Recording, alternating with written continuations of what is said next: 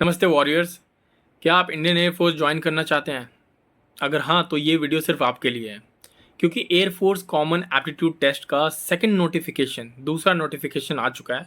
और आज मैं आपको इस वीडियो में कंप्लीट ब्रेकडाउन दूंगा इस अपॉर्चुनिटी के बारे में, कैसे आप इंडियन एयरफोर्स को ज्वाइन कर सकते हैं थ्रू एफ कैट। अब हम बात करते हैं एफ कैट के बारे में।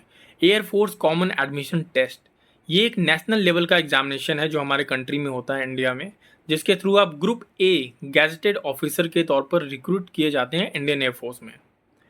आप एफ कैट के थ्रू डिफरेंट ब्रांचेस को ज्वाइन कर सकते हैं इंडियन एयरफोर्स के, जैसे कि फ्लाइंग ब्रांच आप ज्वाइन कर सकते हैं, ground duty technical branch join कर सकते हैं, ground duty non technical branch भी ज्वाइन कर सकते हैं। यहाँ पर एक स्पेशल एंट्री है, एनसीसी स्पेशल एंट्री, इसके थ्रू आप फ्लाइंग ब्रांच भी ज्वाइन कर सकते हैं।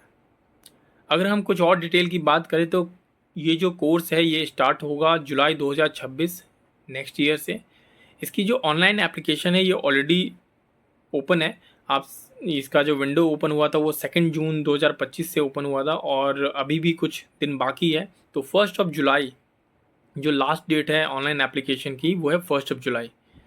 एग्ज़ाम डेट 23 या 24 अगस्त को होगा इसी साल 2025 में। इसकी जो ऑफिशियल वेबसाइट है वो है afcat.cdac.in, जैसा कि आप देख सकते हैं स्क्रीन पर।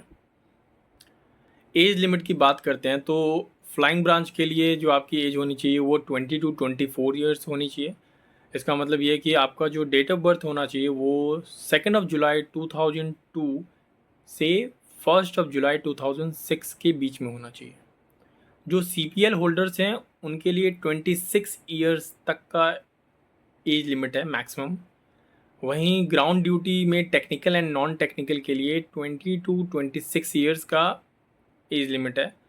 तो यहाँ भी सेम कंडीशन हो जाता है कि आपका जो डेट ऑफ बर्थ होना चाहिए वो होना चाहिए 2 जुलाई 2000 से 1 जुलाई 2006 के बीच में, राइट। वैकेंसीज़ की अगर हम बात करें तो फ्लाइंग ब्रांच में 3 सीट्स हैं, 1 for man and 2 for women. Ground duty technical की बात करें तो AEL एरोनॉटिकल इंजीनियर इलेक्ट्रॉनिक्स में 85 सीट्स हैं मैन के लिए और 23 सीट्स वुमेन के लिए। वहीं AEM एरोनॉटिकल इंजीनियर मैकेनिकल की बात करें तो उसमें 38 सीट्स मैन के लिए और 10 सीट्स वुमेन के लिए।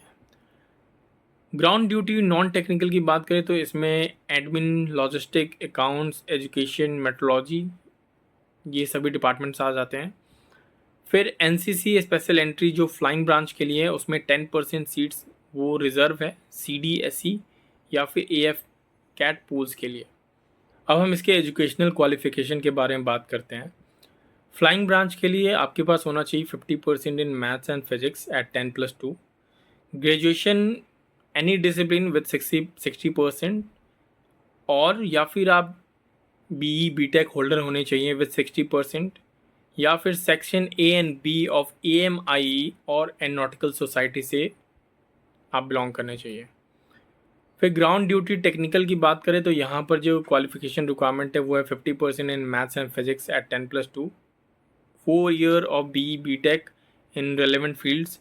अब ये फील्ड्स जो हैं ECE हो सकता है, CS, EE, ME, IT, robotics etcetera, but यहाँ भी 60% मार्क्स आपका होना चाहिए। ग्राउंड ड्यूटी नॉन टेक्निकल की बात करें तो एडमिन, लॉजिस्टिक्स इन डिपार्टमेंट के लिए ग्रेजुएट विथ 60%, अकाउंट्स के लिए BCom होना चाहिए आपके पास, या फिर BBA फाइनेंस, या फिर CA हैं आप, CMA, CFA। एजुकेशन की बात करें तो PG with 50% and graduation with 60%, metrology BSc with maths and physics और इंजीनियरिंग विथ 60%। वहीं दूसरी तरफ NCC स्पेशल एंट्री वालों के लिए ये बहुत ज़रूरी है कि उनके पास C सर्टिफिकेट होना चाहिए फ्रॉम NCC एयर विंग, और इसके लिए डायरेक्ट एंट्री है to AFSP। NCC special entry वालों को कोई रिटर्न टेस्ट देने की ज़रूरत नहीं है, वो directly air force selection board में उनकी एंट्री हो जाएगी। AF कैट का जो एग्ज़ाम पैटर्न है उसके लिए जो सब्जेक्ट्स हैं जिसके लिए आपको प्रिपरेशन करने की ज़रूरत है वो है general awareness, verbal ability in English, numerical ability और रीजनिंग एंड मिलिट्री एप्टीट्यूड। ये जो टेस्ट होगा ये 2 घंटे का होगा। ये टोटल 100 क्वेश्चन आते हैं इस टेस्ट में और मैक्सिमम मार्क्स इसका 300 का होता है। अगर आप एक क्वेश्चन सही करेंगे तो आपको 3 मार्क्स मिलेंगे, और अगर एक क्वेश्चन आपका गलत होता है तो -1 डिडक्ट हो जाएगा। प्रैक्टिकल टेस्ट आप चेक कर सकते हैं afcat.cdac.in वेबसाइट पर, वहाँ पर ये अवेलेबल होगा। एसएसबी एंड सिलेक्शन, ये बहुत ही इंपॉर्टेंट पार्ट है। तो जो भी कैंडिडेट एएफ कैट के एग्ज़ाम को, रिटन एग्ज़ाम को क्लियर करेंगे, उन्हें AFSB, air force selection board, या फिर उसे जो हम दूसरी लैंग्वेज में कहते हैं सर्विस सिलेक्शन बोर्ड, वहाँ पर उन्हें बुलाया जाएगा। एएफएसबी के कुछ सेंटर्स हैं देहरादून में, मैसूर में, गांधीनगर, वाराणसी और गुवाहाटी। तो आपको इन्हीं में से कोई एक सेंटर पर बुलाया जाएगा जब आप रिटन एग्ज़ाम क्लियर कर लेते हैं।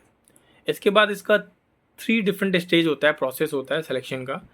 स्क्रीनिंग टेस्ट होगा जब आप AFSB, air force selection board बुला लिए जाएंगे, तो पहले दिन आपका स्क्रीनिंग टेस्ट होगा, उसमें ओआईआर होगा और पीपीडीटी होगा। देन उसके बाद जो पहले दिन सेलेक्ट हो जाते हैं उनको अगले 4 दिन वहाँ पर रोका जाता है। And then different different level के टेस्ट होते हैं, जिसमें साइकोलॉजी, इंटरव्यू और ग्रुप टास्क भी इन्वॉल्व रहता है।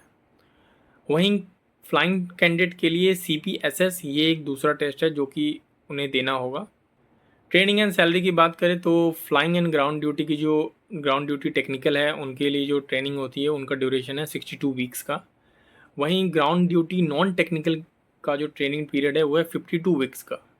ठीक है, तो 52 weeks for ground duty non technical and 62 weeks for flying and ground duty technical.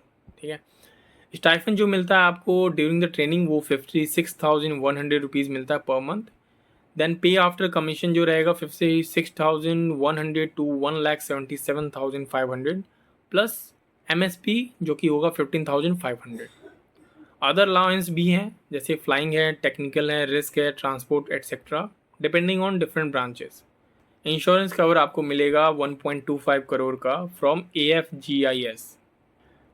तो वॉरियर्स, अगर आपका सपना है इंडियन एयरफोर्स को ज्वाइन करने का, तो ये आपका पहला स्टेप है, एयरफोर्स कॉमन एप्टीट्यूड टेस्ट।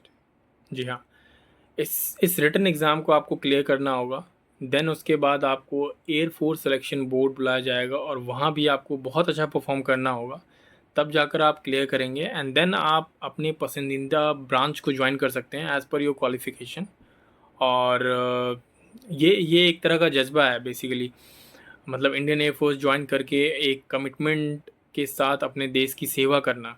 तो अगर आप इसमें इंटरेस्टेड हैं, अगर आपको लगता है ये आपका पैशन है इंडियन आर्म फोर्स को ज्वाइन करना, तो ये अपॉर्चुनिटी है आपके लिए और इसको मिस नहीं करना चाहिए। लास्ट डेट है इसकी जुलाई, 1 जुलाई आई थिंक, जैसा मैंने अपने वीडियो में मेंशन किया है। तो प्लीज़ ज्वाइन कीजिए इंडियन एयर फोर्स को, राइट, AFCAT के थ्रू। ये बहुत ही अच्छी अपॉर्चुनिटी है। So thank you so much, तब तक के लिए जय हिंद।